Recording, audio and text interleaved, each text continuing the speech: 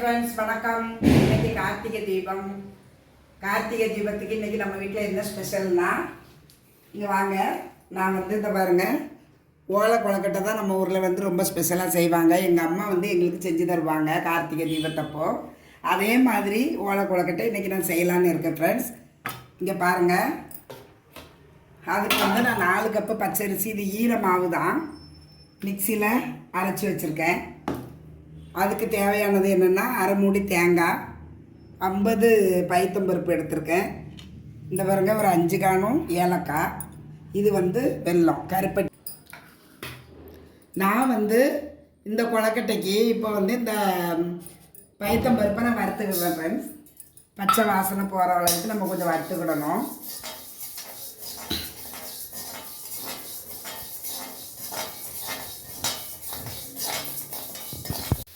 இந்த பைத்தம்பருப்பு வறுத்ததை நான் இப்படியே இந்த மாவில் அவ்வளோத்தையும் அப்படியே கொட்டிக்கிட்டேன் ஃப்ரெண்ட்ஸ். இப்போ அடுத்தாப்பில் நான் தேங்காவையும் லைட்டாக வறுத்துக்கிடுவேன். நம்ம வறுத்து பண்ணும்போது கெட்டு போகாமல் ஒரு வாரத்துக்கு கூட நம்ம வச்சு சாப்பிட்ற மாதிரி இருக்கும். அதனால தான் நான் தேங்காவை வறுத்துக்கிடுறேன். அதுலேயே ஒரு 5-6 ஏலக்காய் தட்டி வச்சுருந்தேன் பாருங்கள், அதையும் இந்த தேங்காய் கூட லைட்டாக வறுத்துக்கிடுறேன்.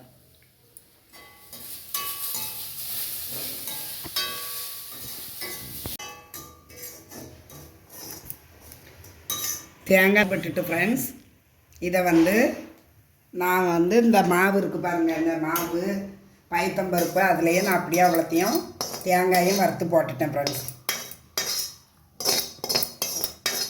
இப்போது இதே பாத்திரத்தில் இந்த வெல்லம் இருக்குது பார்த்தீங்களா, நான் இவ்வளோ வெல்லம் எடுத்திருக்கேன். இந்த கொழுக்கட்டை மாவுக்கு இந்த வெல்லம் கரெக்டாக இருக்கும். இந்த வெல்லத்தை இந்த பாத்திரத்தையே நம்ம போட்டு,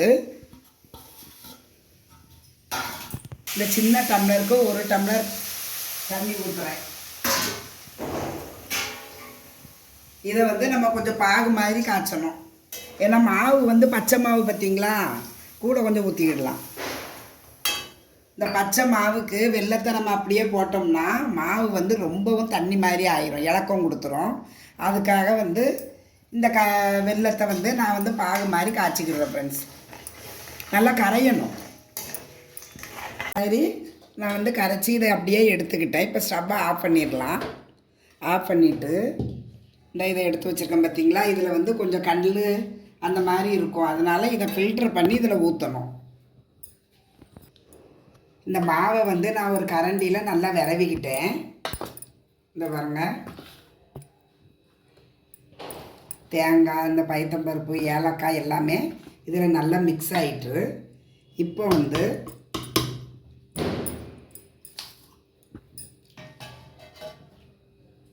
இதில் நம்ம இப்படியே ஃபில்டர் பண்ணி இந்த மாவு கூட இந்த வெள்ளை பாகை நம்ம சேர்த்துக்கிடுவோம் ஃப்ரெண்ட்ஸ்.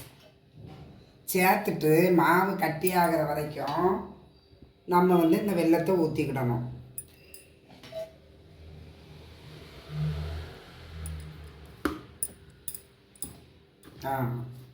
இதே மாதிரி அந்த வெல்லம் அவ்வளோத்தையுமே நான் ஊற்றிட்டு நான் உங்ககிட்ட காமிக்கேன் பாருங்கள்.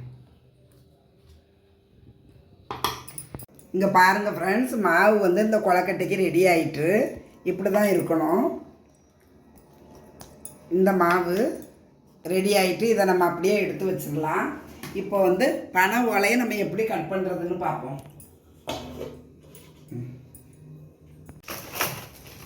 இப்போ பாருங்கள், இந்த பனை ஓலையை இப்படி தான் அவங்க கொடுத்துருக்காங்க. இந்த பனை ஓலையை நம்ம சைஸாக கட் பண்ணி எடுக்கணும்.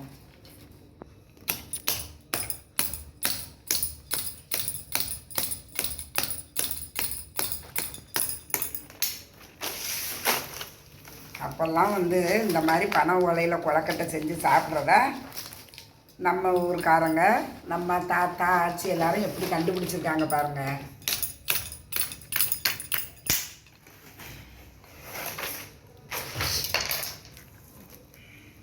இதை இந்த புக்கு இருக்குது பார்த்தீங்களா, பேப்பர், அது மாதிரி நம்ம துண்டு துண்டாக கட் பண்ணி எடுக்கணும். இந்த பாருங்க, இப்படி எடுக்கணும்.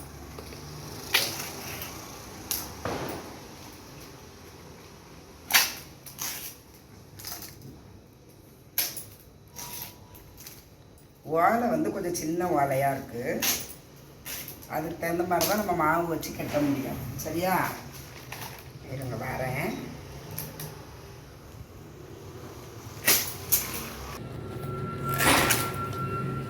நம்ம ஊர்லெல்லாம் கார்த்திகை தீபம் வந்து ஒரே நாள் தான் ஏற்றுவோம் ஃப்ரெண்ட்ஸ். விளக்கு வந்து எங்கள் அம்மாலாம் இப்படி கொலக்கட்டை செய்ய இறங்கிடுவாங்க. எங்கள் அக்கா வந்து மாவு வந்து அப்படி கையில் தான் இடிப்பாங்க. அவ்வளோ டேஸ்டியாக இருக்கும். இங்கே பாருங்கள், புக்கு மாதிரி இந்த மாதிரி எடுத்துருக்கேன். ஓலை வந்து ரொம்ப சின்ன ஓலை ஃப்ரெண்ட்ஸ், அதனால் பரவாயில்ல. இந்த பாருங்கள், இப்படி எடுத்து எல்லாமே நல்லா துடைக்கணும். தொடச்சி நல்லா நீட்டாக எடுத்து வச்சுருக்கேன். இந்த பாருங்கள், இதில் தான் நம்ம அவிக்க வேண்டியது. இதை எடுத்துகிட்டு அங்கே கிச்சனுக்கு போனோம். இது வந்து கெட்டுறதுக்கு. சரிங்களா? வாங்க பாருங்கள் ஃப்ரெண்ட்ஸ், நான் வந்து இந்த ஓலையை எல்லாத்தையும் இந்த பாருங்கள் நல்லா இந்த மாதிரி எடுத்து வச்சுக்கிட்டேன். இந்த ஓலையில் நம்ம மாவு இருக்குது பாருங்கள். இந்த மாவை ஒரு உருண்டை இவ்வளோ பிடிச்சா போதும். ஒரு நிறையெல்லாம் வைக்க வேண்டாம். இந்த பாருங்கள், இப்படி வச்சுட்டு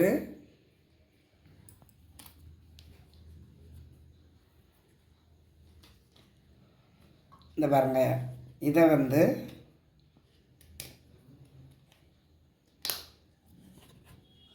இப்படி பண்ணி புக்கு மாதிரி இப்படி நிறைய வச்சோம்னா மாவு வெளியில் வந்துடும் ஃப்ரெண்ட்ஸ். இப்படி வச்சுட்டு இந்த பாருங்கள், மேலே ஒரு கெட்டு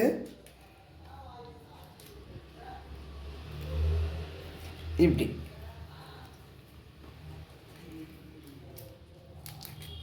மேலே ஒரு கெட்டு, அதே மாதிரி இந்த இதிலேருந்து வெளியில் வராமல் இருக்கிறதுக்கு அடியில் ஒரு கெட்டு.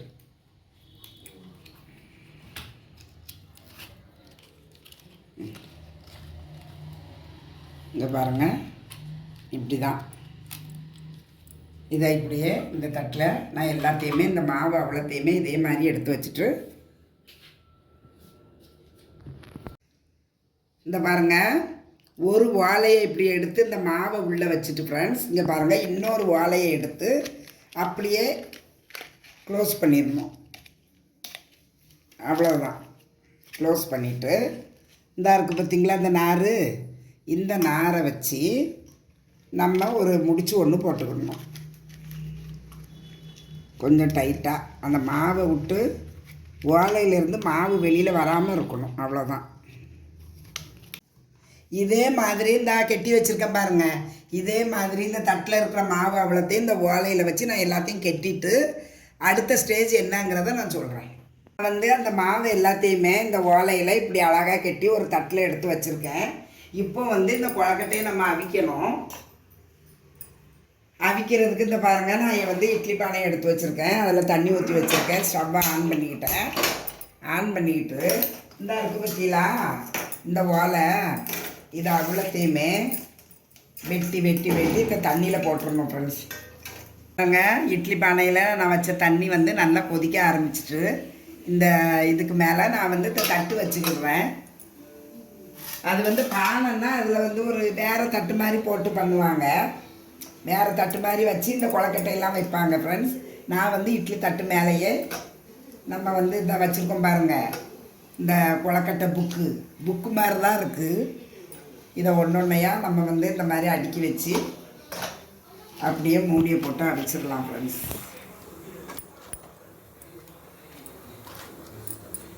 எப்படி இந்த கொழக்கட்டை கண்டுபிடிச்சிருக்காங்க பாருங்கள். எனக்கு இன்னமும் ஆச்சரியமாக இருக்குது.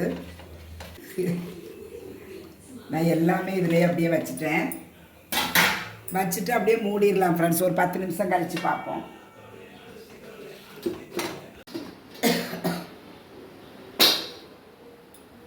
இந்த பாருங்கங்க, கொழக்கட்டை வந்து நம்ம கொழக்கட்டை பனை ஓலை கொழக்கட்டை ரெடி ஆகிட்டு நல்லாவே வெந்து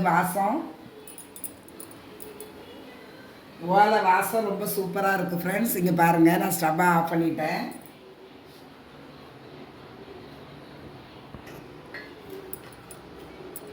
இந்த பாருங்கள், நல்லா வெந்துட்டு வாசத்தை பார்த்தாலே நல்லா வெந்த மாதிரி இருக்குது ஃப்ரெண்ட்ஸ். இதை வந்து நம்ம அப்படியே பிரித்து எடுத்து சாப்பிட வேண்டியதான் சூடாகின உடனே. இந்த பாருங்கள், நல்லா சாஃப்டான பனை ஓலை கொழக்கட்டை ரெடி ஃப்ரெண்ட்ஸ்.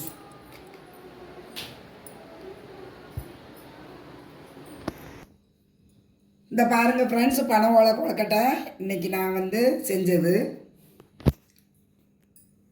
இதே மாதிரி நம்ம சாப்பிடும்போது அந்த ஓலையிலேருந்து எடுத்து சாப்பிட வேண்டியதான் ஃப்ரெண்ட்ஸ். நல்லா வெந்திருக்கு.